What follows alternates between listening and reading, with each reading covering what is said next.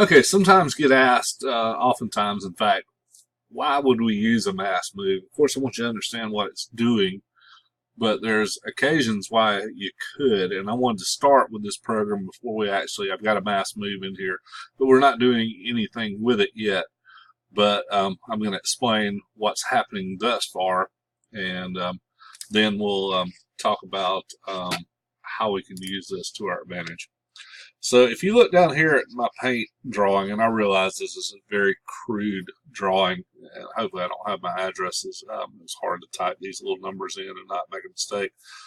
But anyway, I've got a start button here that goes to bit 0 of my input card. I've got a stop button here that goes to bit 1. So this is how I would start my conveyor. Now I can't really make it look like it's running. We'll just have to use our imagination. But we can see it's not running now, and I am in the run mode. But if I press this button, the idea is my conveyor should start until I press stop. Now, let's pretend this conveyor is half a mile long. It's in a warehouse. Boxes are constantly coming down from different sources, or operators are laying them down, however you want to do it. But anyway, we've got product that is constantly queuing down this, and this is what happens in some of these shipping warehouses. And these are sensors, and these sensors just kind of let us know when something's there. And you notice I left out some zeros here, but this is the sensor wired to, obviously we're using bit 0 and 1 here, so the next available would be 2.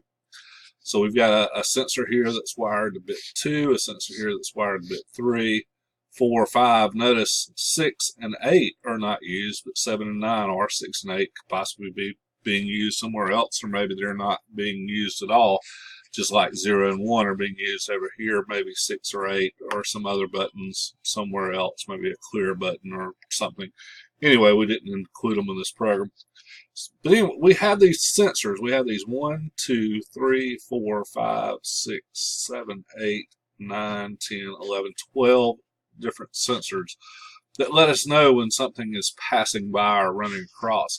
And if you take a look, we'll just turn on sensor 2. We'll act like something went by it. And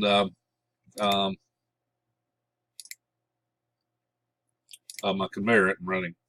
So we're only monitoring this if my conveyor is running. So the first thing I need to do is start my conveyor, because what we're looking for is we're going to find out if there's ever a jam on this conveyor, and that can happen if nobody's monitoring, if these things are coming down, from, for lack of a better description, tributary conveyors and offloading onto this one main conveyor that's going to a truck, perhaps.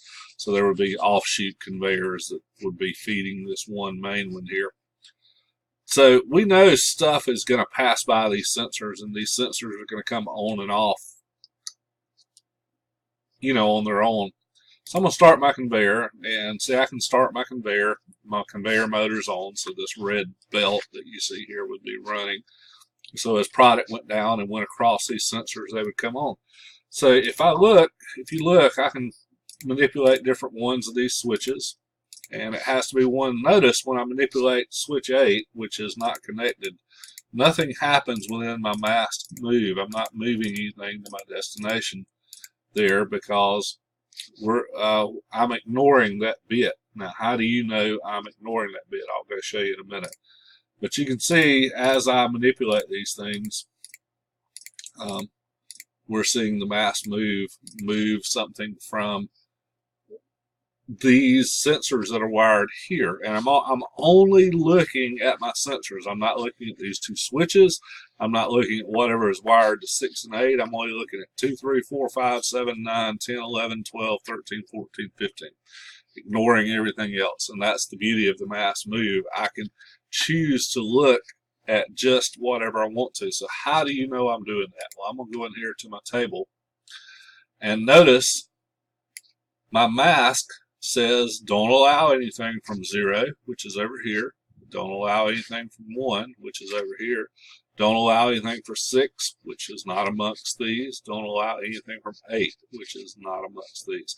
But allow everything else. So if we were to have a jam, if packages were just start pile up and all 12 of these sensors come on, here's what would happen. So we're going to have sensor 2 come on, we're going to have 3 come on, we're going to have 4 come on, we're going to have 5, 7, 9, 10, 11, 12, 13, 14, 15. It's going to pass a value because this is the value of those sensors in a binary form of 65,214. Actually, the source is 65,214, but because of the mask, I'm only passing 65,212. It's because this switch is on and I'm ignoring it. So I'm ignoring the switch that's in the 2's place binarily, because this is 1, 2, 4, 8, 16, 32, so forth and so on. So here's what I know, or here's what I can know. If I've got all 12 of these switches on and I've got a value of 65,212, something's happened. My conveyor's jammed, because if these products are just passively flying by these sensors, coming by these sensors, the odds of all 12 of them coming on at the same time would be pretty minimal. But if something jams right here in 15, eventually 14 is going to come on and stay on, and 13 is going to come on, so forth and so on. So we can know if we've got a jam just by knowing that all these sensors suddenly came on all at the same time, and something has went amiss. So by having this value of 65,212 and masking these 4 bits that I don't want to know anything about, because we already see how this one switch could have messed us up and not been the right value. And if we're pressing buttons and if these 2 other buttons are changing on their own, we wouldn't have a fixed number to look at. But because we're masking them, we're saying, hey, we don't care. I don't care about you 8. I don't care about you 6. I don't care about you 1. I don't care about you 0. Everything else I care about. We're ignoring what we don't need input from to know we've got a jam. So I'm going to add to this program and show you what we could do next with this, and then I'm going to show you a reason why, and probably in a separate video, we would rather do it this way because of the coding and all of that. So stand by, I'm going to pause the video, make a couple of edits to my program, and come back to you. Okay, we're resuming, and now all I did was add an equal instruction to go look at the value that was in V31, which is the destination of this mass move. And I said, if that value ever equals 65,212, turn on the alarm. Well, the only way it's going to equal is if bits 2, 3, 4, 5, 7, 9, and 10 through 15 all happen to be on at the same time. So let's watch that happen. I'm going to turn on 2. So there's a box there. 3, 4, 5, 7, 9, 10, 11, 12, 13, 14. As soon as I hit this one, watch, and you'll see the alarm comes on, because this 32444 will become 65212, and I'll get an alarm. Now watch what happens when I turn on 6 or 8, which are not even used. It's ignore them. Alarm still stays on.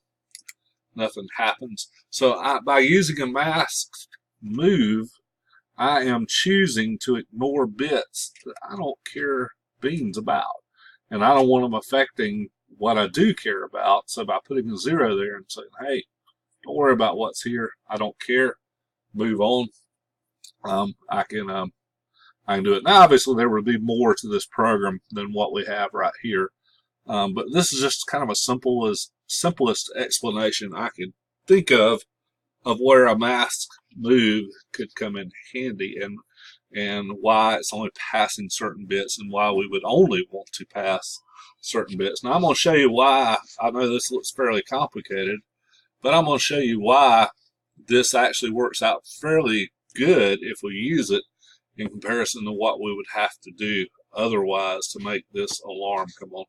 And it's kind of 6 one, half a dozen the other. It's kind of what you want to do, but I'll explain it as to why this, in my opinion, is a little better in just a little bit. Pausing the video. Okay, so what I did was I removed the mask move. I still want to have an alarm if all these sensors are on. Now, what you'll find with many PLCs is we can't have more than a certain number of instructions per run. Allen Bradley, some of the ones that they have limit you to 8 instructions, and I notice I've only got 6. And when I say 8, that is before the output. But obviously, we've got 12 independent sensors we were looking at. 2, 3, 4, 5, 7, 9, 10, 11, 12, 13, 14, 15. 2, 3, 4, 5, 7, 9, 10, 11, 12, 13, 14, 15. Well, because I can't put all 12 across, I can't just say if all 12 are on, I've got to cut on the alarm.